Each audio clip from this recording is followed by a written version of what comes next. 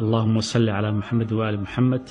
And my name is Muhammad Ali, and I have been in this country like almost 11 years. I came from Somalia, and in South Somalia, Southern Somalia, but I born and grew up in Mogadishu, the capital of Somalia. To be honestly, our background, faith was Shafi'i in Somalia. All Somalia used to be Shafi'i. If we started with Shia, we have a negative image, and bad, lost, people of lost, the people of, they lost, they have different Quran, they have different prophet, and all these ideas. So I was living in the Hui area, and I was living that road for almost 10 years. And I never been there because of that image I used to have for that. So I couldn't even look at it because of, if I look, I think maybe, this is because these are, and the people of lost, they lost the deen. Some sort of the, and again, I went to Hajj and I met them, I saw them. And the way they're organizing, and I remember me and my wife, we went there for Umrah. And the way they're organizing, the way they are praying, the way they are, you feel that these people are special people. And automatically I ask myself, look, if they are a wrong way, if they have different Quran, if they believe different prophet, why they are here? But the answer, who will answer that question? You keep silent. You ask yourself and you just keep yourself, you keep with you, because you can't talk. Because people will think that you are bro and Shia people. One day, I used to have, me and my friend, we used to have a restaurant in Willesden Lane in London. And so many community will come and we discuss normally. And one day, the debate came up with Shia, and one of Somali scholar like is involving with us as well. He was saying that talking Shia is kuffar, Shia is this. I said, listen, because this is the good point. Because I want to know more about Shia. I want to know why, how they become, how they lost. Please give me more information, because no, he said they have different kitab, they have different prophet, they have this. I said, look, I have seen in Kaaba. I went Umrah and I went Hajj and I saw them. If they have different Quran, and if they have different prophet, in that case they are not Muslim, and they are there. It's not logic. They are kuffar, and again they are with us in the Kaaba or in you know for. The man said that, listen, they have different Quran, and some Quran of them they are missing. And some of Quran, of the verses, chapters, they make longer. Like so, Wal-Asri. Wal-Asri is 3 ayah, but they make them longer, more than 10, according to what they fits them. And Surah An-Nur, they delete it from there. So I have got that to start it with.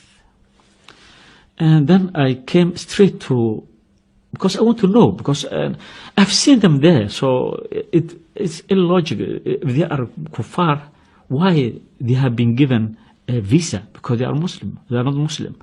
So I came to know about that, and I went to the Hui Center, and I met Sid Milani, and I asked him, Ya Sayyidi, but I want to know more information about it. Do you mind if I want to know your book and your Quran?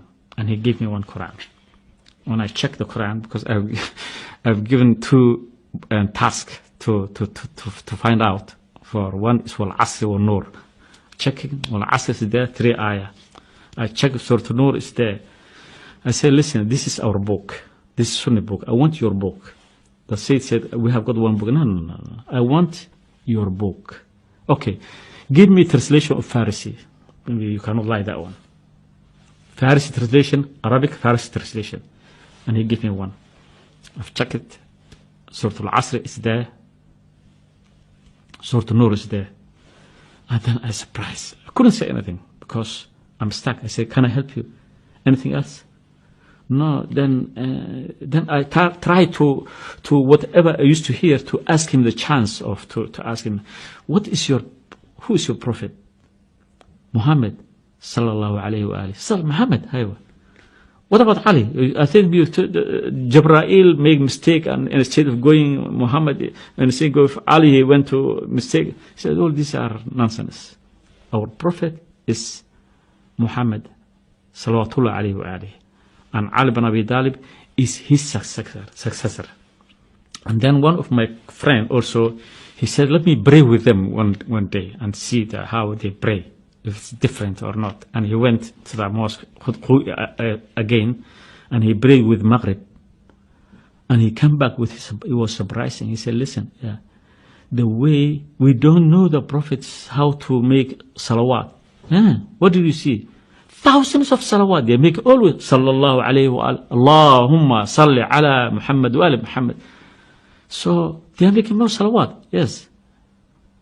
So have you ever seen any salawat in the other mosques? We have. He said, we have never had it. And then we start searching this, and we come back to our Bukhari and Muslim Tirmidhi. We have to buy books. We don't want to say it or anyone from Shia. They tell information, and we took it like that. We go home. We have to make everything proof.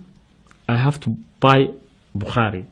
We have to buy Muslim, Tirmidhi. All the 6 books we have to buy.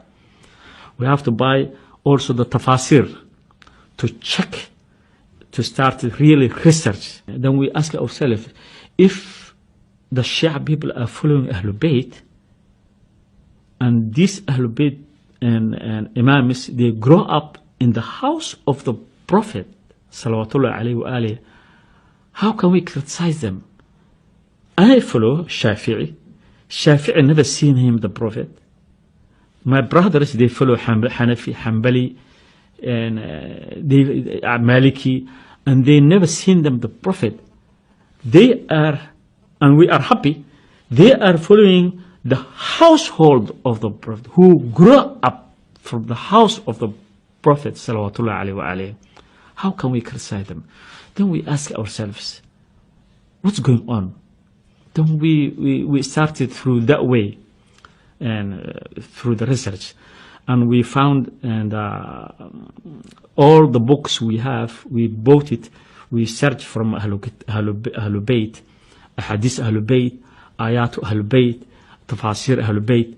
We realized, then we saw there's something going on.